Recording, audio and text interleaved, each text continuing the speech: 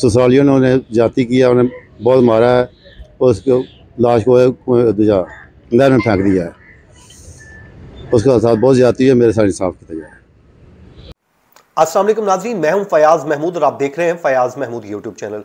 नाजरीन, इससे कबल मैंने पिछले वीलॉग में आपसे एक बात कही थी और मैंने कहा था कि कुछ नई इंफॉर्मेशन है। जब वालिद पहुंचे थे और वहां पर पुलिस भी पहुंची थी और सर जो है वो घर पर मौजूद था, और उसके बाद क्या कुछ होता रहा और शौहर कदीर जब पाकिस्तान पहुंचा तो उसने क्या किया, ये तमाम तर वो इंफॉर्मेशन थी जो मैंने कहा था मैं आपको अगले वीलॉग में बताऊंगा।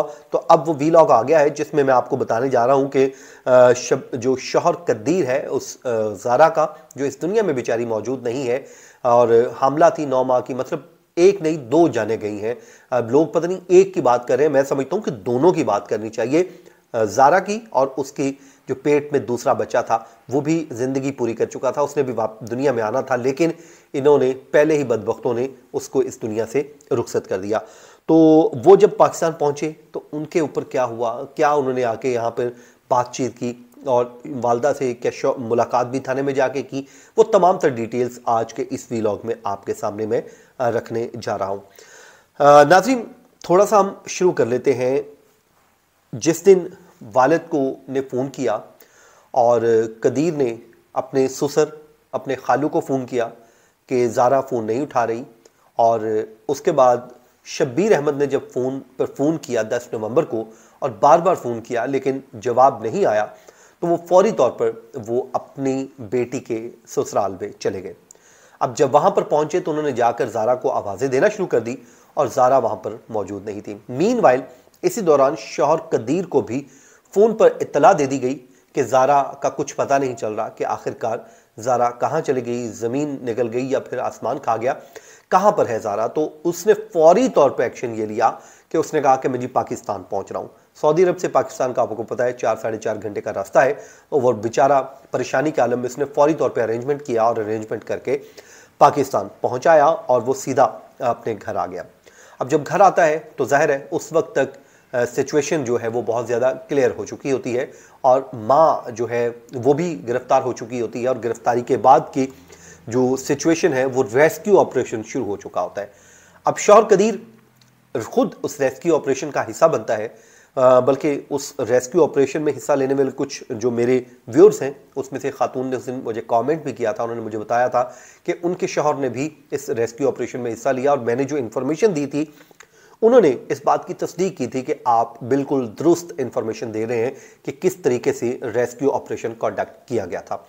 अब वो शौहर जो है वो बताते हैं कि वहाँ पर जो लोग हैं उन्होंने जो देखा कि वो इंसान, वो बंदा अंदर से टूटा हुआ था, ज़ख्मी, वो कहते हैं ना इंसान, वो अपनी वाइफ से, अपने बच्चों से, अपनी फैमिली से मोहब्बत करने वाला बंदा था, अपने माँ बाप से मोहब्बत करने वाला बंदा था, लेकिन वो कहते हैं कि समटाइम आपकी जो अच्छाई होती है ना ये आपकी कमज़ोरी बन जाती है, और कदीर के साथ भी शायद यही हुआ है। क्योंकि मैं कदीर से मिला नहीं, ना उससे मेरी बात हुई, मुझे नहीं मालूम वो कैसी शख्सियत का मालिक है, क्योंकि अभी वो सदमे में तो बाहर नहीं आ रहा।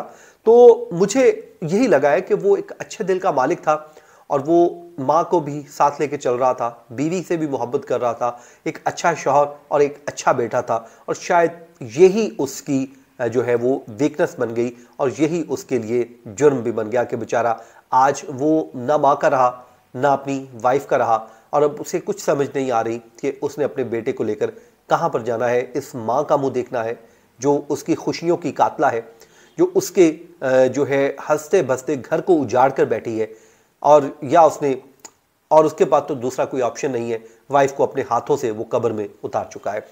बहरहाल जनाब, वो पहुंचा, उसने, कहते हैं कि जब उसको रिकवर कर रहा था तो वो फौरी तौर पे जब उसका कोई हिस्से थे, वो जो पार्ट थे वो मिलते थे, उनको चूमना शुरू कर देता था। वो रो रहा था, चिल्ला रहा था, और वो उसने इवन कि गुस्ल तक खुद दिया है। वो इतना लगाव रखता था अपनी अहलिया के गम में, इतना निढाल था कि उसने खुद गुस्ल दिया, और उसके बाद वो सब कुछ जब कर रहा था तो ज़ाहिर है उसके दिल में क्या चल रहा होगा ये वही जानता है।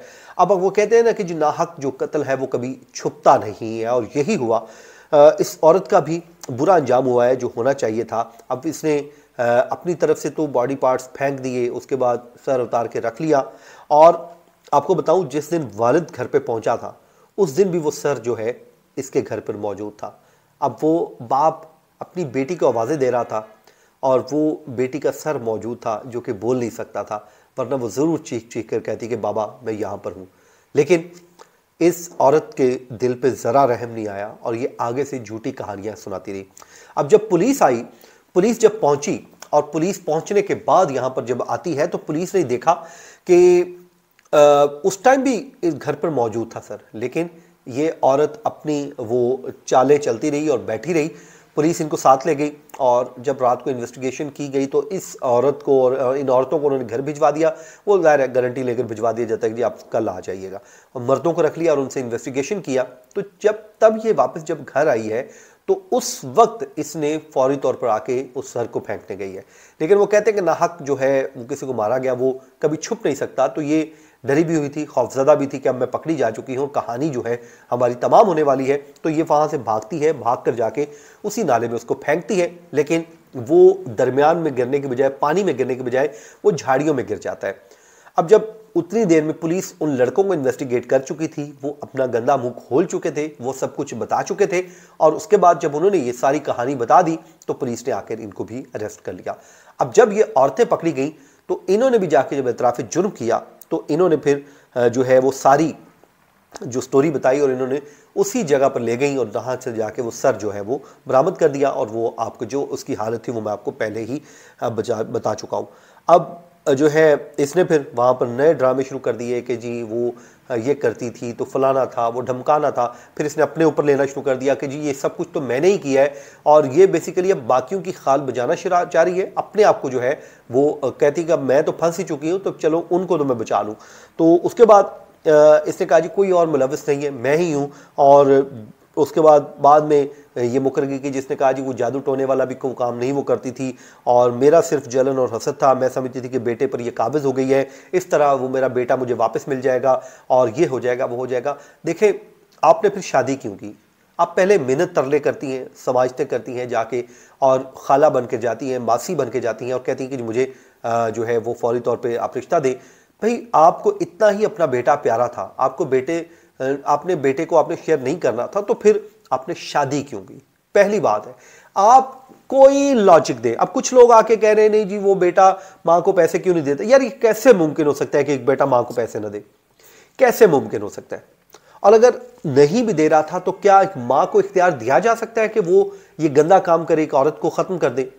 ये किसने उसको राइट दिया था? जो लोग आके ये बात लिखते हैं, मुझे उनसे शदीद इख्तिलाफ भी है और दुख भी होता है, तकलीफ भी होती है कि उन्हें ज़ारा नजर नहीं आ रही, उसकी जो हालत की है इन्होंने वो नजर नहीं आ रही। मतलब क्या ये लोग कर रहे हैं?